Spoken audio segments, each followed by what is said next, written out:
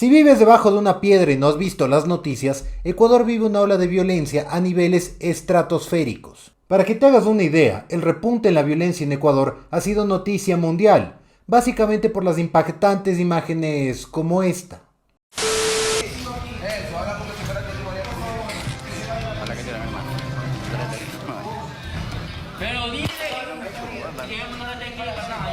El presidente ecuatoriano, Daniel Noboa, harto de esto, acaba de declarar el estado de conflicto interno armado, que es básicamente declarar el estado de guerra civil. Y acaba de declarar a varias organizaciones delincuenciales como objetivos militares. Ya no son simples delincuentes. Y sí, estas agrupaciones delincuenciales tienen unos nombres muy chistosos, la verdad es que parecen equipo de fútbol 5 universitario. Los cubanos, AK-47, el cuartel de las feas. Y sí, hombre, yo sé que son unos nombres bastante graciosos, pero lo cierto es que la situación en Ecuador no lo es. Y te lo digo yo, que soy ecuatoriano, y estoy viviendo este conflicto en carne propia.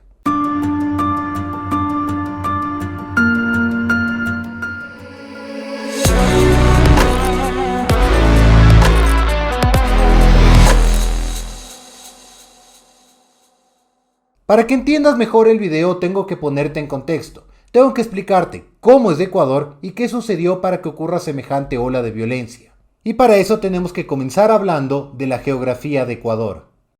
Y sí, hombre, aunque no lo creas, tenemos que empezar por acá para que entiendas un poco mejor la escalada del conflicto. Con 256.370 kilómetros cuadrados, Ecuador es uno de los países más pequeños de Sudamérica. Le gana Uruguay, pero no tiene nada que hacer con países como Brasil, que es más de 30 veces más grande. Sin embargo, en su relativo pequeño territorio, está privilegiado con una geografía muy inusual. Tiene una sierra montañosa que tiene varios pisos climáticos. Tiene su región amazónica, que es una selva bastante espesa. Y su costa con playas que, además de ser bellísimas para pasar un día de vacaciones, también son perfectas para la navegación. A lo mejor ya te diste cuenta por dónde va la cosa. Y no te estoy vendiendo un paquete turístico. Todo tiene una relación. Espérame un momento. Porque pasa y resulta que Ecuador es un país perfecto para el narcotráfico. Partamos del origen del problema, que es la hoja de coca. Ya que no adivinas cuál es la región con más cultivos de hoja de coca. Si dijiste Ecuador, pues te equivocaste, pero te equivocaste por muy poco. Para eso déjame te explico. Resulta que el lugar con más cultivos de coca es el sur de Colombia, que limita con Ecuador. Y en 2023 fue un año récord para el cultivo. Se estima que los cultivos llegaron a 230.000 hectáreas, que la gran mayoría se encuentran en el sur del país, en las regiones como Nariño y Putumayo, que limitan con Ecuador. ¿Recuerdas que te decía que Ecuador es un país perfecto para el narcotráfico? Pues bueno, resulta que la materia prima tiene que ser transportada. Y evidentemente también tienen que transportar el producto final. Y pues adivina quiénes tienen unas playas perfectas para eso. Adivinaste, Ecuador. Y si quieres ponerle un bonus, también tenemos un montón de ríos que permiten el transporte fluvial. Pero ¿para qué te lo cuento así? Mejor déjame te lo detallo un poquito mejor. Ecuador tiene muchos puertos para el tamaño del país. Tenemos el puerto de Esmeraldas, el puerto de Manta, pero sin lugar a dudas, el puerto de Guayaquil es el más importante del país. Y como puedes ver, está a pocas horas de la frontera norte de Ecuador, es decir, el lugar donde se produce la coca, muy conveniente para los delincuentes. Y finalmente, como cereza del pastel, tenemos selvas bastante espesas donde pueden existir laboratorios para producir la cocaína. Sin embargo, hay otros factores que tenemos que tener en cuenta, y déjame te lo detallo mejor. Aunque te parezca sorprendente, el negocio de la droga funciona como cualquier otra industria. Tiene los productores de la materia prima, que es la hoja de coca. Pero esta luego pasa a los famosos laboratorios, que es donde se procesa. Estos laboratorios pueden ser muy pequeños, de producción artesanal por así decirlo, o pueden ser enormes con procesos semi-industriales, como era el laboratorio de Tranquilandia de Pablito Escobar. En estos laboratorios mezclan químicos como la cal, amoníaco y gasolina con la hoja de coca. Sí, gasolina para auto. Te dejo el dato para que sepas la porquería que te venden. Pero bueno, regresemos con lo que te estaba contando. Después que culmine el proceso, te sorprendería saber lo similar que es a la producción de queso fresco. Pero lo cierto es que tiene que transportarse por carretera hasta su punto de destino.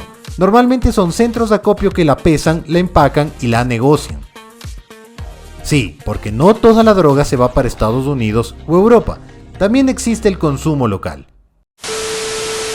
Ahora bien, ¿te das cuenta que no es trabajo de una sola persona? No es que es uno o dos narcos. Aquí muchísima gente mete mano.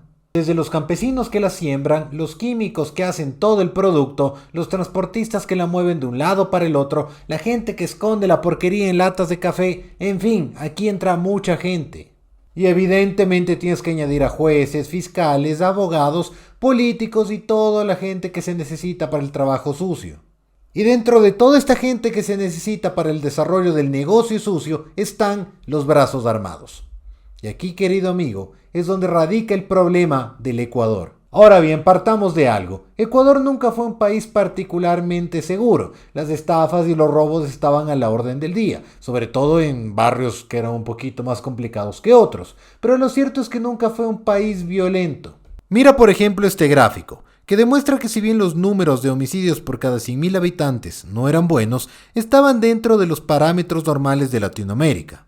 Mucho más cuando comparamos la escalada de violencia que tuvo Colombia a inicios de milenio. Sin embargo, veamos el problema de Ecuador en la actualidad. Como puedes ver, el récord negativo se rompió y por mucho, los homicidios se dispararon en los últimos años. Ecuador lamentablemente superó los 40 homicidios por cada 100.000 habitantes, lo que es una verdadera locura. Y aquí entramos en la parte polémica del video. Rafael Correa fue presidente de Ecuador durante 10 años, miembro del selecto club de socialistas del siglo XXI, y tenemos que analizar su gobierno para entender por qué tenemos este problema de violencia en Ecuador. Así que primero vamos con los hechos. Cuando Rafael Correa llegó al poder, la seguridad no era algo de mayor interés para los ecuatorianos. Tanto es así que su propuesta de gobierno estaba más centrada en construir obras y planes sociales. Sin embargo, dentro de los 10 años de su gobierno, se invirtieron en varias obras de seguridad, como policías comunitarias, la central del 911 para llamadas de emergencia y monitoreo, compra de patrulleros y se crearon ministerios encargados para la policía, que fue el Ministerio del Interior, y para los centros carcelarios, que fue el Ministerio de Justicia y Derechos Humanos. Adicionalmente se construyeron cárceles y se modernizaron otras que ya existían, invirtiendo varios millones de dólares. El resultado fue una dramática caída en los índices de violencia en el país, tal y como lo anunciaba Luisa González, candidata presidencial por el correísmo para la campaña presidencial de 2023. Ahora, probablemente estés tentado a decirme que Rafael Correa resolvió el problema, pero como te dije antes, esta es la parte polémica del video y resulta que tanto no es así. Ya que por otro lado Rafael Correa tomó ciertas decisiones un tanto polémicas. Rafael Correa, como buen progresista, creía que los delincuentes son víctimas de la sociedad.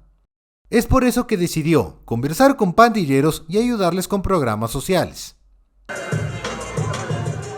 El día de hoy estamos estrechando un acto político y un pacto ético desde la sociedad civil, sí en coordinación con las instituciones públicas, en este caso con el gobierno de la Revolución Ciudadana. Alcanzar las libertades de nuestra organización en todas partes del mundo, pero también ir construyendo esta igualdad, ¿no? La igualdad social, la igualdad de género, la igualdad de derechos, es decir, que accedamos a las mismas oportunidades a las cuales tienen acceso todos las y los jóvenes, como está reconocido en nuestra Constitución.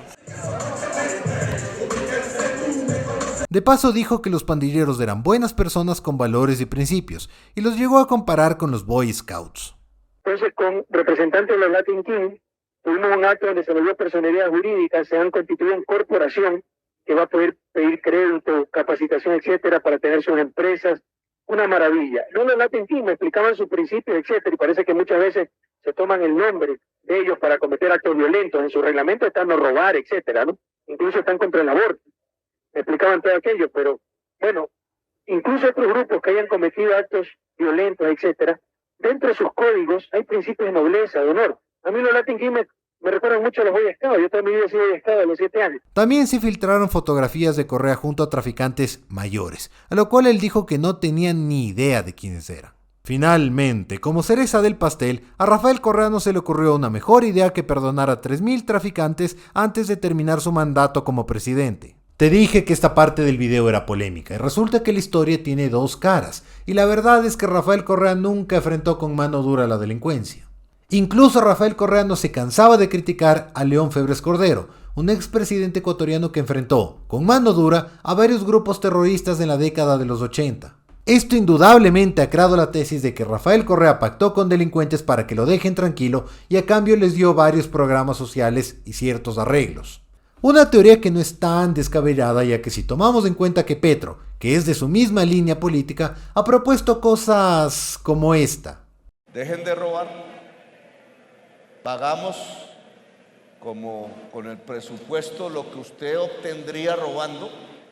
Generalmente esos jóvenes ya tienen hijos, ya tienen novia, ya tienen relación matrimonial casi de facto.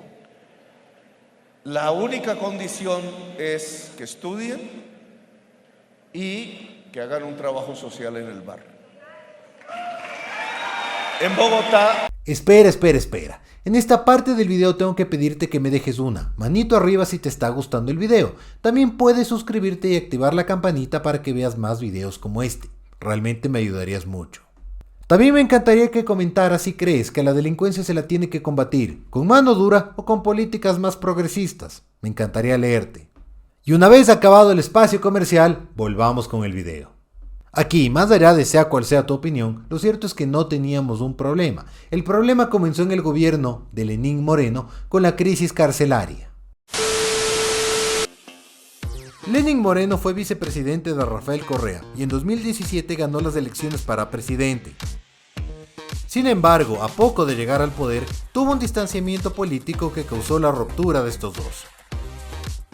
Tanto es así que a su vicepresidente, Jorge Glass, quien es claramente correísta, fue encarcelado y a Rafael Correa le dieron 8 años de prisión por el delito de sobornos. Sin embargo, se mantiene prófugo de la justicia y actualmente vive en Bélgica junto a su familia. Ahora bien, entrando en materia de lo que nos importa, en 2019 se vivió la primera crisis carcelaria en Ecuador. Más de 30 personas fallecieron y se estaba perdiendo el control, por lo que Lenín Moreno declaró el primer estado de excepción. Espera, creo que me adelanté un poquito. Pasa y resulta que a principios de la década, Ecuador se convirtió en una ruta muy deseada por los narcotraficantes para el envío de droga a Europa, ya que desde sus puertos envían droga a varios puntos del continente, pero sobre todo Europa, donde la porquería tiene un costo más elevado. Desde varios puertos ecuatorianos se realizan envíos de droga a todo el continente, pero lo que realmente les ha interesado a varios grupos narcotraficantes es el envío de droga a Europa, y lo cierto es que del puerto de Guayaquil salen varias toneladas cada año. Y ojo, aquí cabe aclarar algo, si bien en el gobierno de Rafael Correa no tuvimos un periodo particularmente violento, lo cierto es que cada año habían decomisos. Por no decir que Ecuador también jugó un papel fundamental en el agresivo Plan Colombia en el combate contra las drogas. Entonces esta escalada de violencia nace por el control de territorio, pero también nace por el control de las cárceles, que se han convertido en centros de operaciones para manejar varios negocios ilícitos. Y todo se fue al carajo en un evento que no muchos lo tienen presente, pero que es fundamental para entender la escalada de violencia en Ecuador. Y esto es la muerte de Jorge Luis Zambrano, o alias Rasquiña.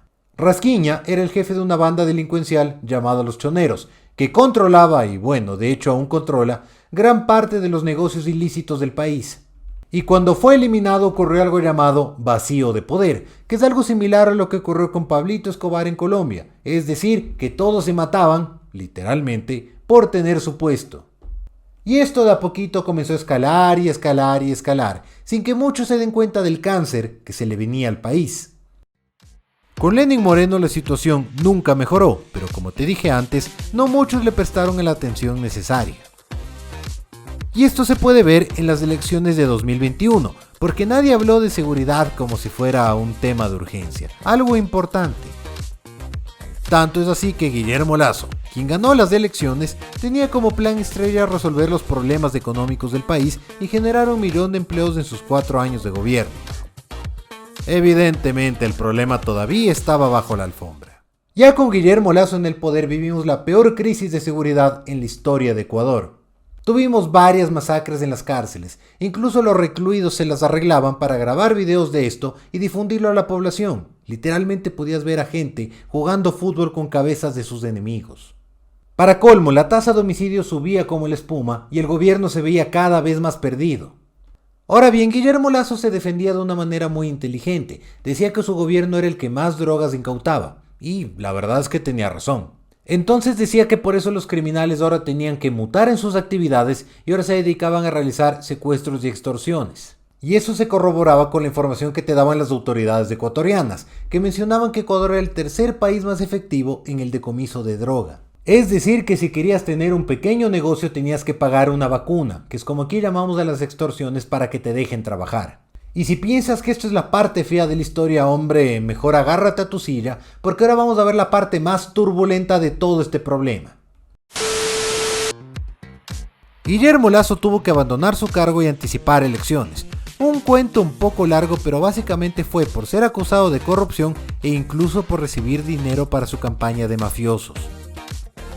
Y si bien no ha sido acusado formalmente por eso, lo cierto es que su popularidad se fue en picada.